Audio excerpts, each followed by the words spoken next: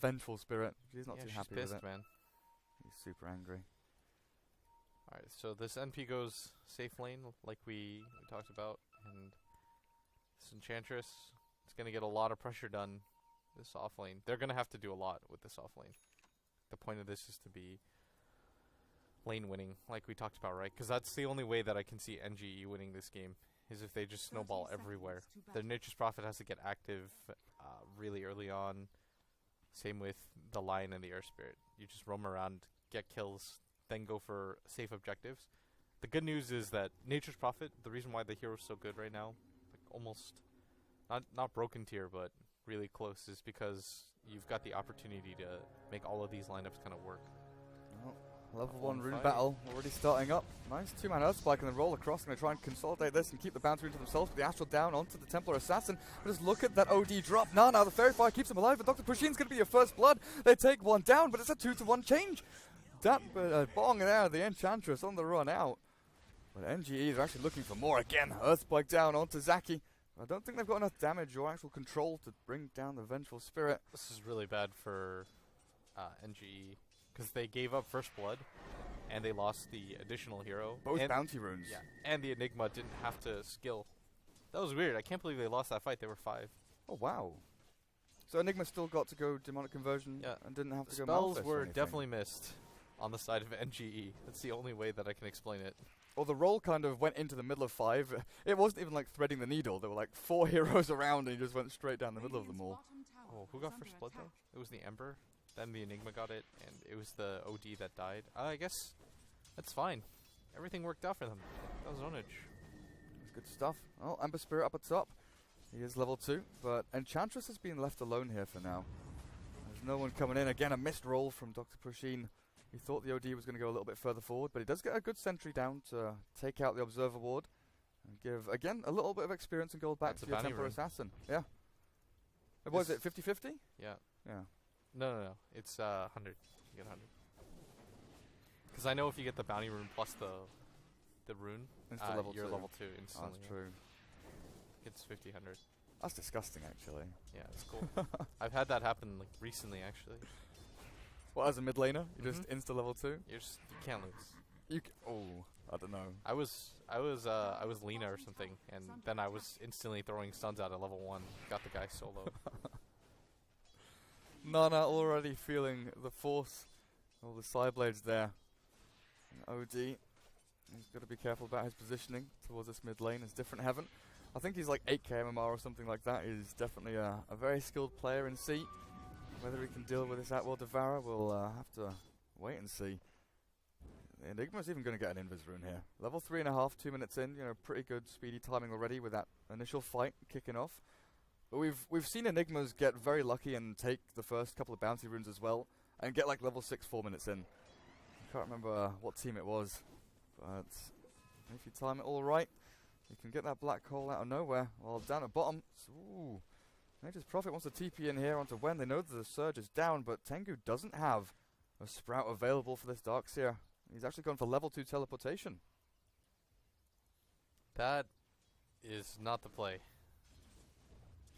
I don't even see like a realm where you should do that, just because... I mean, it's either 1-1-1 or 0-1-2.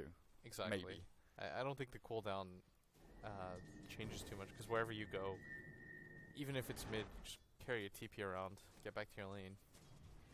The 10-second cooldown doesn't impact anything in the mid game. But you know, if he's gonna go for it, there must be a game plan around it. Max TP, just get everywhere all the time. Wen has actually stacked up this camp for himself. It's gonna be a decent chunk of golden experience for him. Level 4, and Sol Ring's gonna be completed after this as well. Actually, once he gets himself back to the fountain.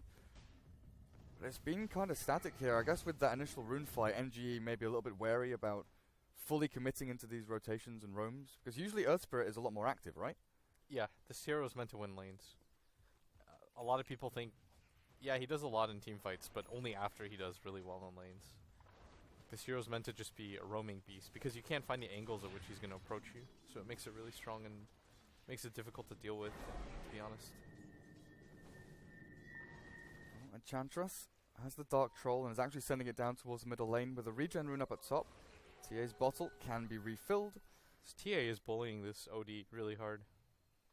With all the splash damage back, Nana's having some difficulties with that, but they're kind of toe-to-toe in terms of last hits, 17 and 3, 19 and 8. A few more denies for Nana there.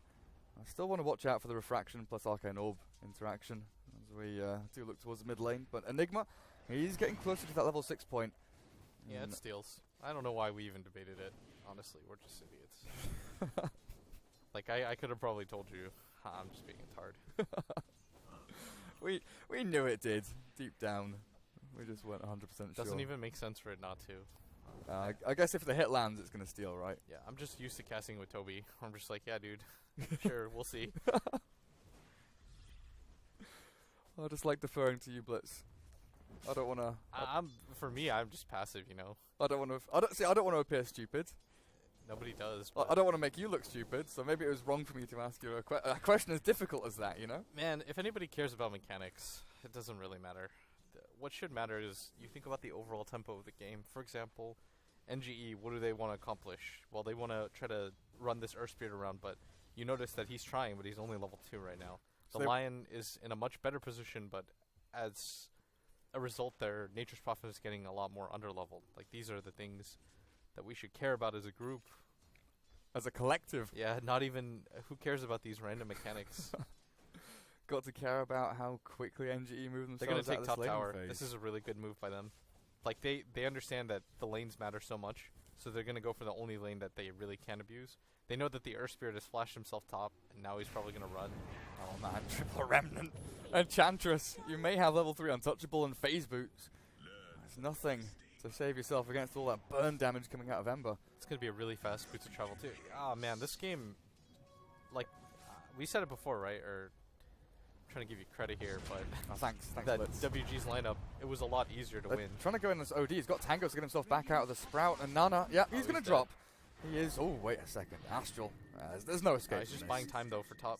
Yeah. Oh, clear up the OD, but top glyph is popped. Earth Spirit, he'll run himself across here, but there's no real contest. This is still fine for WG, because I think the pace of the game favors them quite heavily, in fact.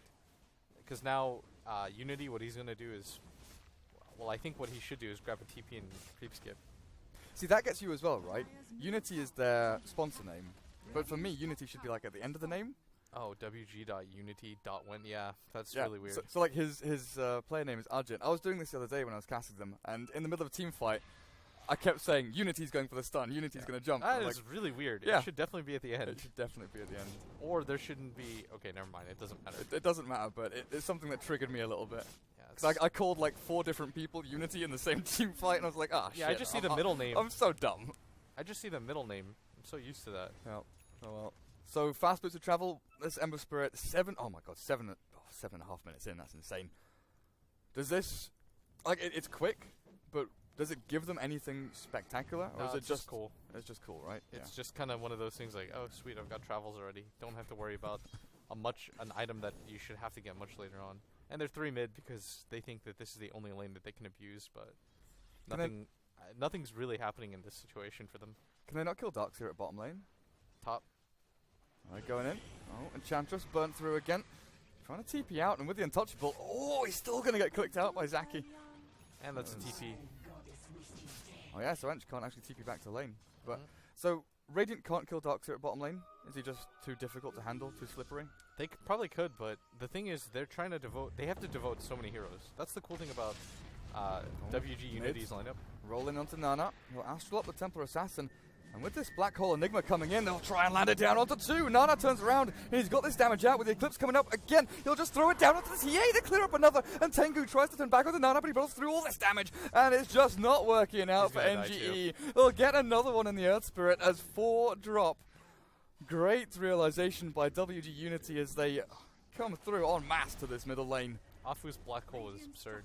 He caught it at the lip. He just went for it because he knows all He the was stuns are sprouted down. as well. Yeah, it was good. It was just really good. Oh, they're going to get another? Nah, that hero was too hard to kill. But you see the issue for NGE is that it takes them 3 heroes minimum to kill any of the 3 cores. You couldn't do it with any 2 heroes right now with the levels that they have. They'll get the Enigma. Very good. They're trying to go for more as well, but Tengu's in a weird spot. He is I think all he's just dead. alone. Yeah, okay, this is a huge kill for them too. And guess who gets it? Ember Spirit. Up to 1,000 gold again. Arjit saved that all up. So Nana now gets himself treads. He's 1, 2, and 6 on this OD. 6 assists, not something you see too often. But Darkseer, he's got his Soul Ring, Arcanes, and this is the big thing, right? With the Darkseer, he's so good at trying to, I don't know, not just slow down the tempo by holding out these waves and dragging back creep aggro from tier 1s, but in team fights, the burst damage from NGE where they want to go in on one target and just burst them down, the mech is going to be able to do so much for them. Yeah, it's going to be the Afu's almost got it. He's 400 gold away from the mech. Oh, that's right, he's going for it. So Darkseer, what does he head into? Just blink straight? I never really advocate for blink straight, but I think in a game like this it's okay. Maybe even go for what is that item called? Crimson Guard? I'm not sure. Ooh. That could be pretty cool, actually. Because a lot of times what you do is the pipe. But anyways, what I was going to say about Darkseer that makes him a good hero is because you push in the waves, you can find where people are, like just by pushing in the wave at bottom. We talked about that at Dota Pit, remember when I explained it? Like if you push out the bottom wave, nobody goes to defend it, then you know where people are on the map. So it was really easy for WG Unity to set that up. Yeah, they're going to kill. Good Earth Spike. Max range. Nice, magical. Realizes the danger he's in, but still, exactly as you're saying, they kind of creep skip the wave, push themselves past the tower, realize that with all these trees cut down, there's no one TPing in to defend the tier 1 either. And at the same time, Arjit up at top, the Ember Spirit holds his own on safe lane. So there's nothing gained here by NGE. You see why the Ember runs back right now? Because Wen is going to push aggressively at bottom, and nobody's showing on the map. So he's not risking it anymore. Because he doesn't know if the line went up to smoke with somebody, or where anybody is anymore. Like, everybody on NGE are hiding. And the bottom lane is going to push to the tower, and that's why the Ember, even though it looks like free farm from our screen, it's not. He just kind of infers like, oh, there's probably something going on right now, so I'm going to wait until people show on the map, because nobody from NGE is shown yet. So as soon as somebody shows at bottom lane, that's a core, and what they should do on NGE is they shouldn't show their 2 supports. If anything, I think you go for smoke here and try to make something happen with the line finger. Well, they've got the smoke on the Earth Spirit, and it looks like they'll just go smoke, grab the TA and go for it? No. Really think they... Still waiting. Okay, they're just going to get pushed in mid then. This was like a good opportunity for them to even go top during this timing. But they're hesitating too much. And this mid tower isn't even that big of a deal for WG if they get it or not. Because they're tempo creating. They're even going to lose this mid tower for no reason. Like you see now they're moving top. But if they had done this instantly, they might have been able to nab the Ember Spirit. But instead they give up that top tower, and Aji, he's just going to run back and forth between the lanes. Like, this guy's playing probably the best on his team right now, because based on map movement, he's doing all the right things. Like, this is what you want out of your core Ember Spirit. He's never flashing himself. So now, if you notice NGE, they're not sure what to do. Like, they don't know how to approach, because they don't think they can take the 5-on-5 fight anymore. And now him showing himself top is to try and drag them in and draw them to fight while they're taking So Roshan. then he should run after this wave. Like, just start backing. Oh, he gets himself away. He had that defensive remnant already waiting for him. Now this is a guaranteed Roshan. Good They're gonna know what's going on right now, but oh man, I can see why they beat MVP now. These guys play. This is really good Dota. Yeah, it's just super solid, right? Yeah, it's just nothing like flashy, no weird cheesy picks. Yeah. It's just good solid. It is Crimson Guard, by the way. Good call. Well, this Aegis for the OD, you know, we've talked about this a lot over the past 3-4 weeks, but it just allows him to jump into that bigger, more aggressive item. You go into the swap back, catches one. Tengu is actually going to die here in the jungle. The TP out from OD still complete as they want to defend their tier 1 mid. The rest of NGE were pushing in pretty hard.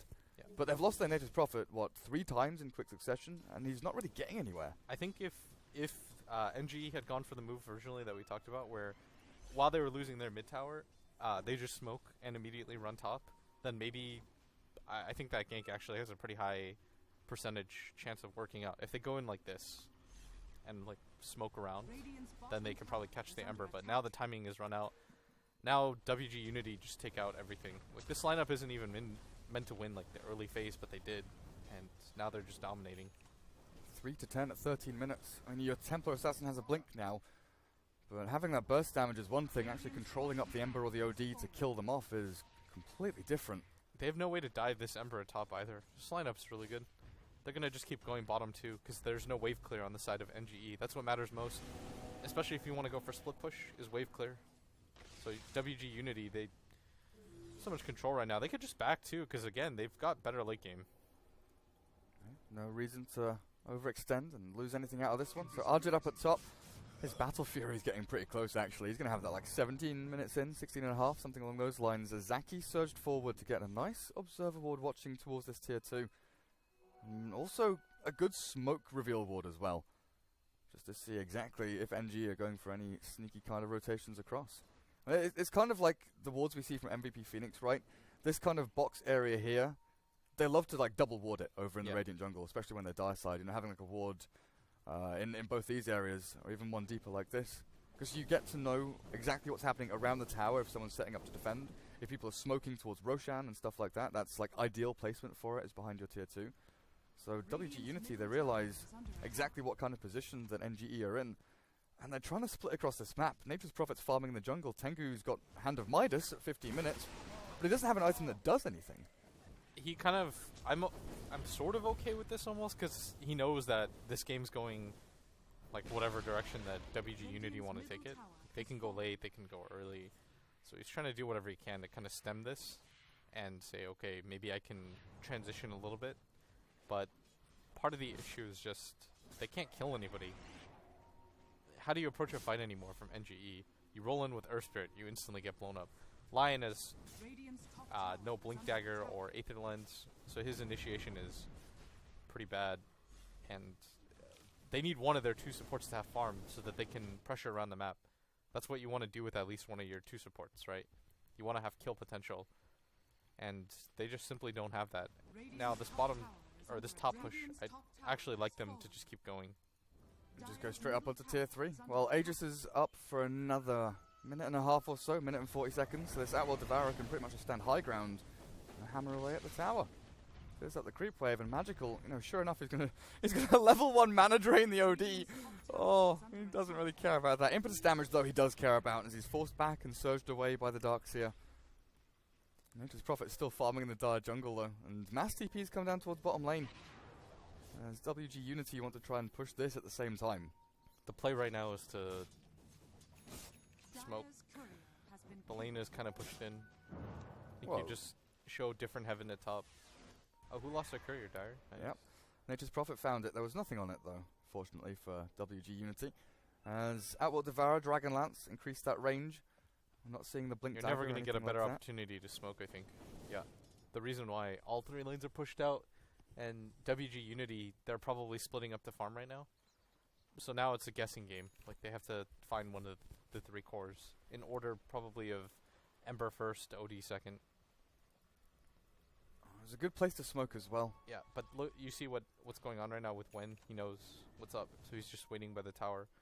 I actually think the move for NGE would have been to go to the far side of the map instead of this safe lane, because they know that everybody ditched this safe lane. That it's the play that I would call for my team as well if I had one. Just tell them, okay, we should run out, because you're only ever going to get that one opportunity, so why risk it for the safe lane? Because now you've got to push out the lanes again. Something has to work. You have to get something from it. Yeah. And also the fact that a lot of teams nowadays, with the kind of warding that gets placed out aggressively in enemy jungles, the opponent's jungle is often a place that you see teams kind of sitting when waiting for something to happen, just because they know that they've got vision in that area, and that they can kind of preempt something if it does happen. Maybe the Radiant jungle should have been where NGE decided to go to pick a fight instead, but again, it's going to be a high ground push here from WG Unity. Boulder Smash not going to catch on 20 heroes. With this Battle Fury from Arjit, he's got a lot of damage to clear out these waves. They do not have the Aegis though on Nana, and that's why the pings are being spammed out to try and maybe catch this Outworld Devourer. A difficult jump though. Enchantress maybe can throw a few impetus shots away, but WG Unity, they know their limits, and they'll just wait for the next creep wave to come in and continue chipping away at the tier 3, because once that's down, they can just send all 5 heroes up onto high ground and look for the actual fight itself. Midnight Pulse, oh man, the blink back, different heaven, has to be wary about searing chains. So if he does get chainsed up, I mean, there's no dust actually, there's no reveal on Unity.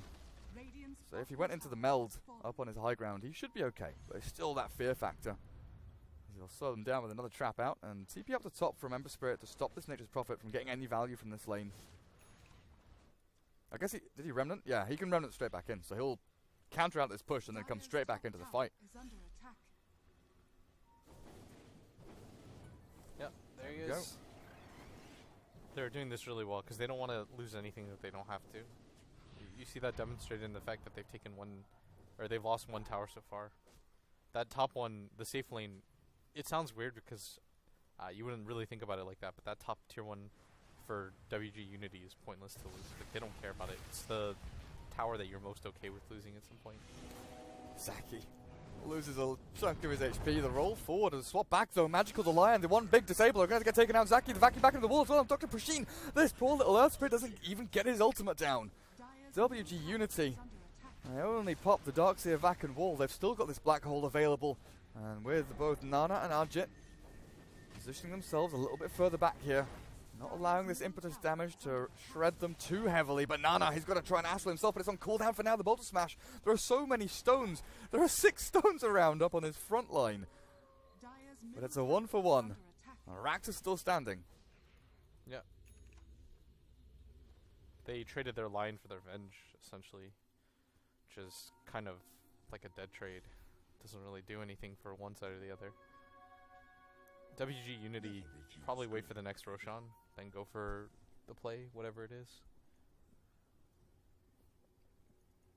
Well, I guess this Enigma, once he gets his BKB, he can basically just walk on into the fight.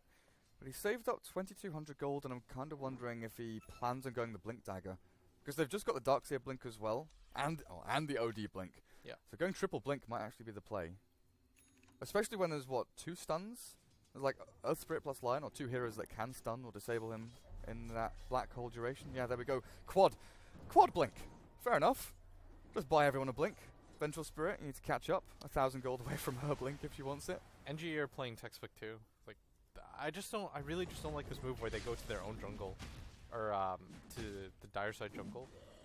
I think they're going for the smoke because they pushed out bottom and mid, but WG Unity are kind of reading the same textbook. Especially when there's Roshan, there's tier 1's mid and bottom lane, right? Yeah. You could smoke into your jungle, or the Radiant side jungle, and, you know, wrap in behind the tier 1 mid, look for someone there, go towards Ancients. Or in this case, as Roshan has respawned and Unity head themselves into the pit, it's going to be tier 2 for Roshan exchange. Maybe not the best for NGE at this point. But do they have a choice? Like, is this a fight they can contest against a black hole in a choke point? Not really, right? I don't think, especially without a smoke, and without vision in there. So WG Unity, they take Aegis, could probably even just start going bottom immediately. This poor little Templar Assassin. Blink and Yasha. No big items. No Desolator top, even. he's dead. Oh, they've got the Hex and Finger. You're right, the dominating streak taken away, and Tengu even TP's in with his Maelstrom to try and get a hand in that experience and gold, but it looks like he's just a little bit late. I'm not sure what he was doing there. All that Come on, textbook Aji, play. you played so carefully. Like, you knew your team was pushing bottom. He like never showed himself ever. That was like the only time I've seen him make a mistake. After all the great plays. Yeah.